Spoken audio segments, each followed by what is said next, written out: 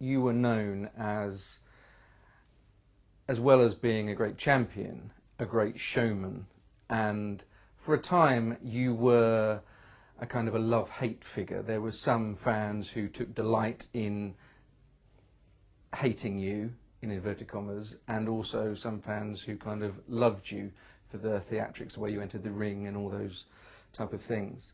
Did you enjoy the public reaction to you?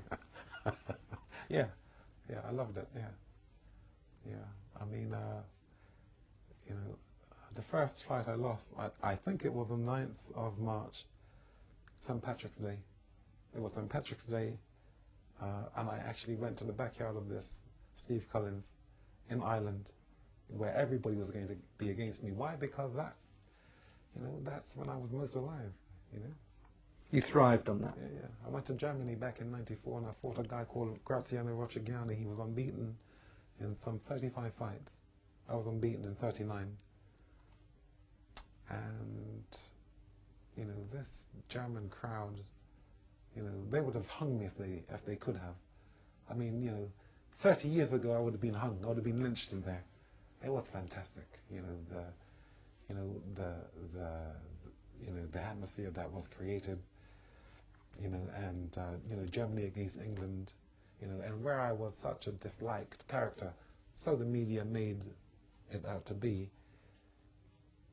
Everything that I had, or every way in which I had behaved in the United Kingdom in terms of posturing and, what appeared to be arrogance, doing it in Germany, obviously the United Kingdom, all the haters were then on my side against Germany, and I beat him in good fashion and represented my country well.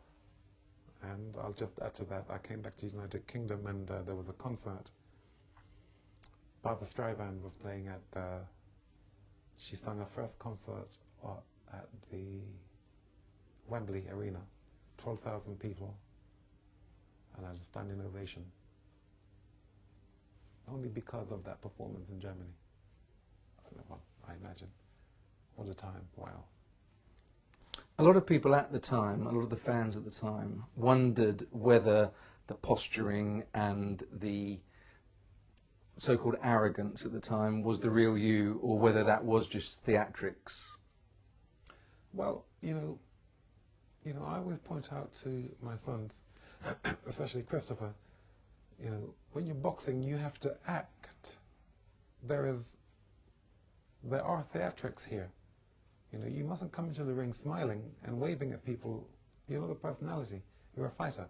You're a warrior, and so you ought to be behaving like a warrior.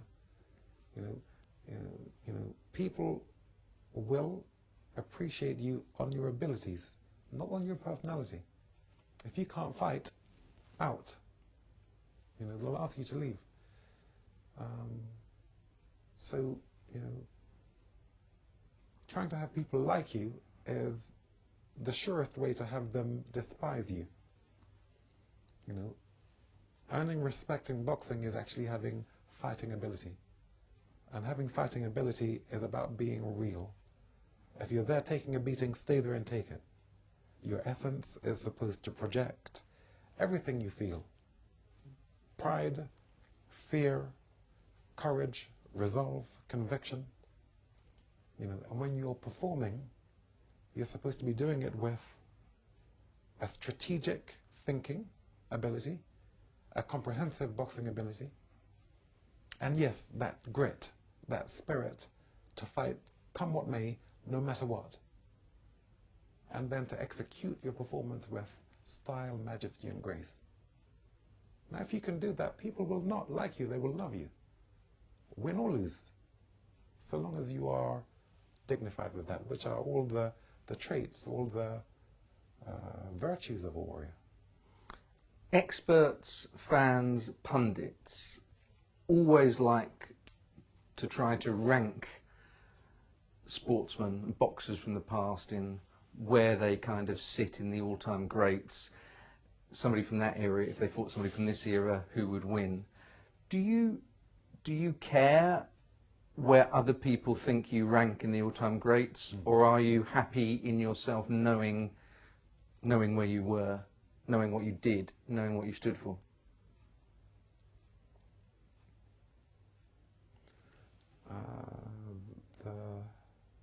The wonderful thing after the fact is that you cannot write your own history. Others have to write it on your behalf, and these are the critics. Carl Froch, for instance, said recently that he ranks himself higher than the Nigel Benns, the Chris Eubanks, the Joe Calzaghes. And as I said, after the fact, and isn't it a wonderful thing that he cannot write his own history? It's not for him to write his history. It's for the critics. Would you ever consider a return to the ring? You're 45 years old now. Mm-hmm. Other people have done it in the States. Mm-hmm. Other people have done it quite successfully. Mm-hmm. George Foreman, Bernard Hopkins. Mm-hmm. Would you ever get back in the ring?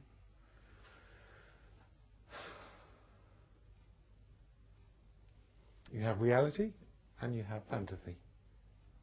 Now, the fantasy, to be able to have back my legs, to be able to have back the power to absorb punishment, to be able to woo an audience, which is the most fantastic thing, owning an audience. You know, there was a time I could make people seethe, and I could make people weep.